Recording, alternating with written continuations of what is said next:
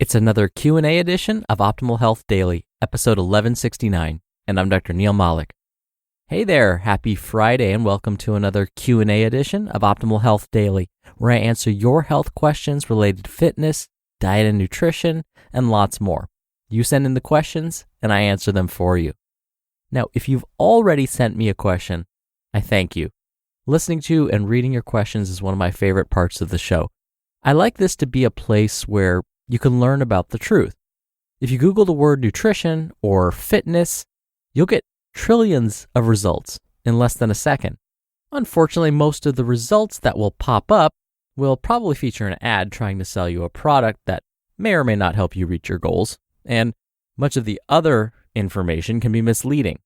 But here, before responding to your question, I will look at the research and relay this information to you.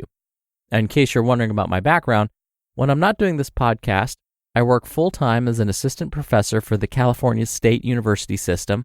I'm also a registered dietitian nutritionist, a certified health education specialist, and a certified exercise physiologist through the American College of Sports Medicine. But enough about me. Let's finally hear today's question as we optimize your life. Today's question was sent via email. Brittany writes, "Hello, I'm a new listener to your podcast. My question, if it hasn't already been answered, is about purified water. I have heard about water in the United States being stripped of all its vitamins and minerals, and I was wondering, is this true for all bottled water? And what are your recommendations concerning this? Thanks." Thank you for your question, Brittany, and I'm so glad you found the podcast.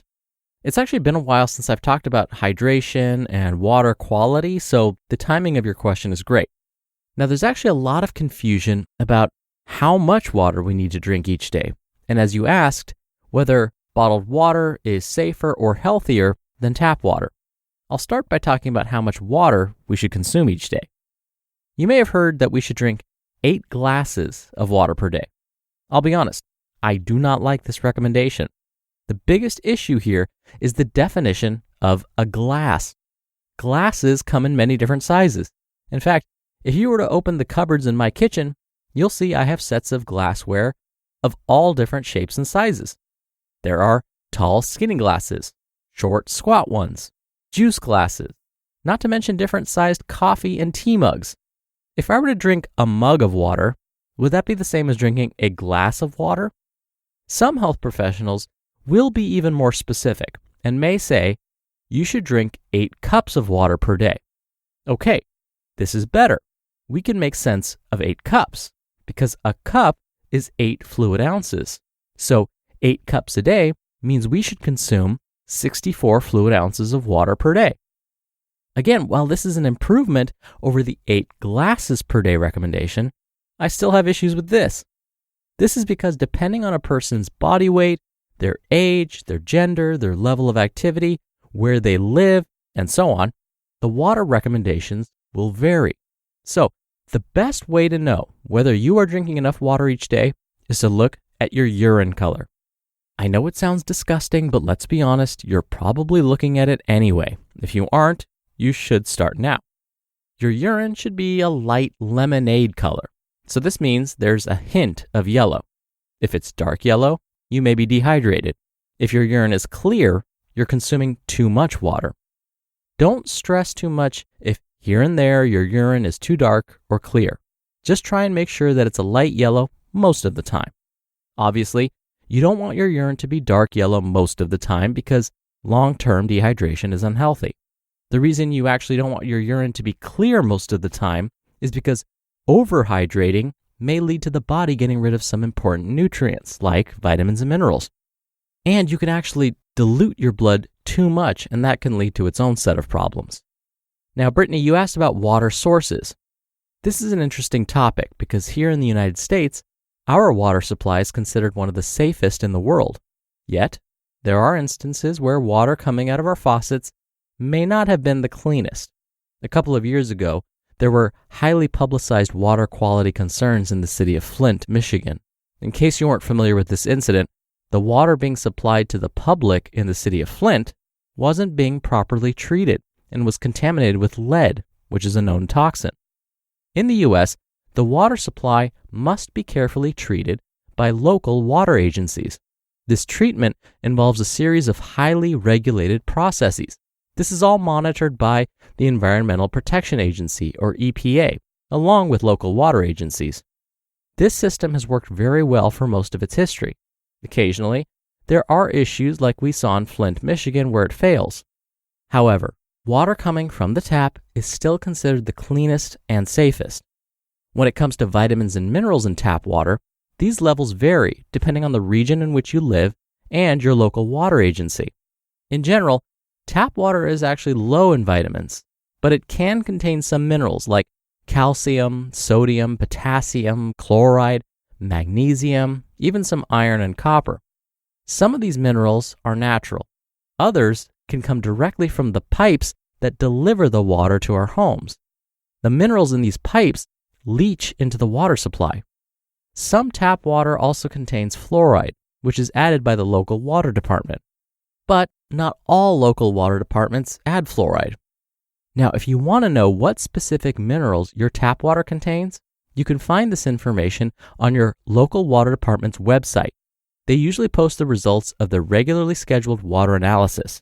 But it's been estimated that these minerals likely don't contribute much to our overall daily intakes.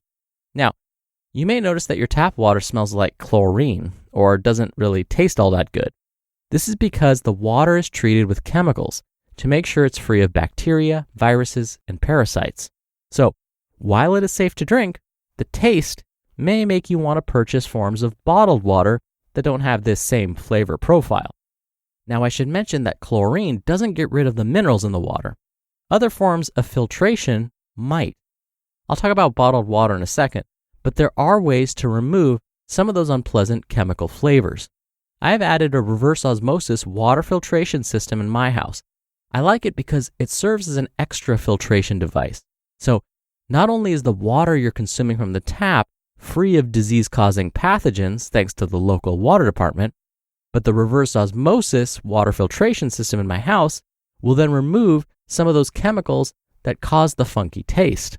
Now, depending on which system you end up going with, as a bonus, it may help remove potentially harmful minerals like lead.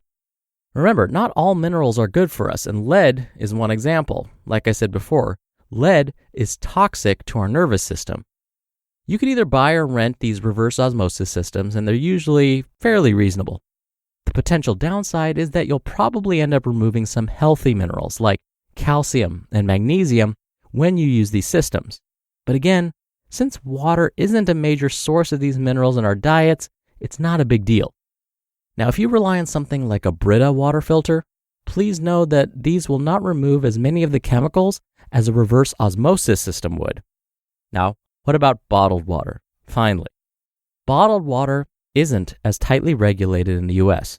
So this means bottled water companies can use any source of water they want, put it in a plastic bottle, and sell it to you. In fact, there have been instances where bottled water companies basically take tap water, the very same water that we have in our homes, bottle it, and resell it to consumers for a marked up price. In the US, this is perfectly legal. So, it's much harder to know the amount of minerals found in bottled waters. So here's the bottom line. In the US, tap water is still considered the cheapest, cleanest, and therefore safest to consume. Most water in the US is low in vitamins and minerals. The quantities of vitamins and minerals in bottled water is hard to know because it's not as tightly regulated as tap water. So drinking tap water is the way to go. Now, if you can't stand its taste, consider purchasing or renting a reverse osmosis system for your home. Thank you again for the question, Brittany. You'll be entered into a very small raffle every month to win a book. And you can send your question in to health@oldpodcast.com. Or if you want to send an audio question, we still take those. You can do so at oldpodcast.com/ask. Or you can call in your question. The number is 61 I love OHD. All right. Thank you so much for listening every day. Thank you for listening all the way through. I hope you have a wonderful weekend. And in fact, I'll see you back here tomorrow where your optimal life awaits.